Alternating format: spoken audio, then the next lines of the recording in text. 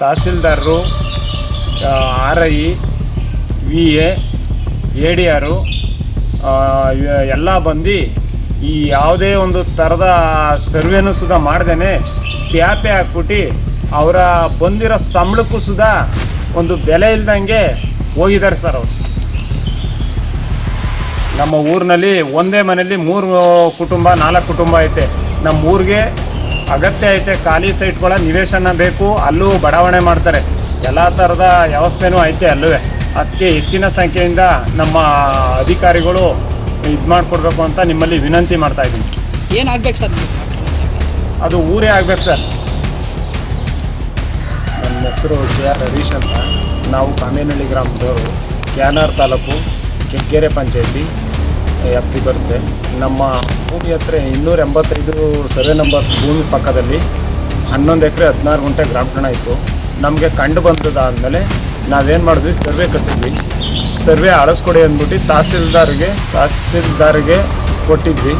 ಅವರು ನಮಗೆ ಹೋದ 15ನೇ ತಾರೀಕಿಗೆ EO ಸಾಹೇಬರು, ಈ ತಹಸೀಲ್ದಾರರು, ADR ಎಲ್ಲ ಬಂದು PDO, VA, RI ಎಲ್ಲ ಬಂದು ನಮಗೆ ಒಂದು ಸರ್ವೆಗೂ ಸುಧಾ ಸ್ಕೆಚ್ ಒಂದು ಚೈನ್ನು ಸುಧಾ ಹಿಡಿದೇನೆ ಅವ್ರೇನು ಮಾಡಿದ್ರು ಅಂದರೆ ಬರೀ ನ್ಯಾಪ ಹಾಕ್ಬಿಟ್ಟು ಈ ರಾಜಕೀಯ ಬಲಿಷ್ಠವಾದ ವ್ಯಕ್ತಿಗಳಿಂದ ಅದನ್ನ ಪೂರ್ಣ ಎಲ್ಲನೂ ಒಂದು ಕವಲೆ ಮುಗ್ನಲ್ಲಿ ಕವಲೆದೇ 10 ಅಡಿ ಜಾಗ ಐತೆ, ಅದರಲ್ಲಿ ನಮಗೆ ಇಲ್ಲಿ ತಿರ್ಗಾಡ್ಕೊಂಡು ಅಂದ್ಬಿಟ್ಟು ಟ್ಯಾಪೆ ಹಾಕ್ಬಿಟ್ಟು ಇದ್ದಾರೆ.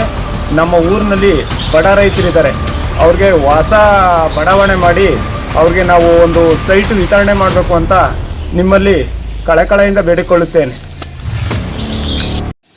ಸರ್, ನೀವು ಗ್ರಾಮ ಠಾಣಕ್ಕೆ ಅರ್ಜಿ ಕೊಟ್ಟಿದ್ರಿ, ತಾವು ಅದನ್ನು ಸರ್ವೆ ಮಾಡಿ ಗಡಿಗುಡಿಸ್ಬೇಕು ಅಂತ. ಏನಕ್ಕೆ ಗ್ರಾಮ ತಹಸೀಲ್ದಾರ್ ಹೇಳಿ ಆಗಲಿ ಏನಕ್ಕೆ ಸರ್ವೆ ಮಾಡಲಿಲ್ಲ ಸರ್?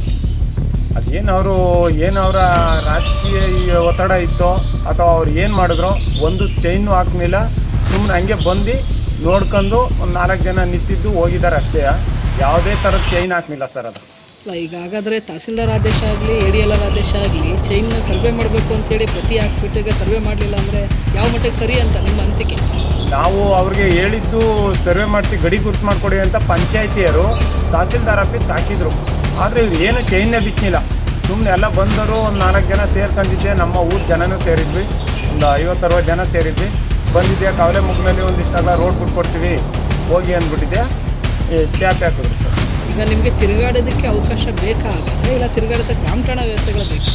ನಮಗೆ ತಿರುಗಾಡಲು ರೋಡು ಬೇಕು, ನಮ್ಮ ಊರ ಬಡ ರೈತರಿಗೆ ಖಾಲಿ ನಿವೇಶನೂ ಬೇಕು. ಅಗತ್ಯ ಐತೆ ನಮ್ಮ ಊರಿಗೆ. 11 ಎಕರೆ 14 ಗುಂಟೆ ಭೂಮಿ ಐತಲ್ಲ, ಅಲ್ಲಿ ಎಲ್ಲರಿಗೂ ಒಂದೊಂದು ನಿವೇಶನ ಮಾಡಿದ್ರೆ ಅಲ್ಲೂ ಹೊಸ ಬಡಾವಣೆ ಮಾಡ್ತಾರೆ.